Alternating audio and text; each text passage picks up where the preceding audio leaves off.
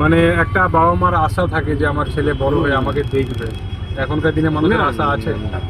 এটা 80% আমি না বলবো। সেই জন্যে মা বাবা কি করছে, ছেলেকে পড়াশোনা করার সাথে সাথে একটা নিজেকে লাইফ কভার করছে। তাতে কি ছেলে মেয়ে মানুষ হয়ে গেল, আমার লাইফ কভারে আমি আমরা বুড়ি চালাতে পারবো। যেমন বৃদ্ধা পেনশন আছে, অনেক রকমের স্কিম আছে, যেটা সাইডে একটা করে রাখে। মানে ছেলে ছেলে মেয়েদের উপর ডিপেন্ডেবল না, ডিপেন্ডেবল না থাকাই এখনকার বর্তমানে যুগে। আমাকেও ভাবতে হবে, ছেলে মেয়েকেও ভাবতে হবে, দুটোকে দেখতে হবে। যাতে কি বৃদ্ধাবস্থায় আমাদের দেখুক না দেখুক, আমার ব্যাক সাইড মজবুত আছে। এই যে এই চিন্তাধারাটা রাখতে হবে।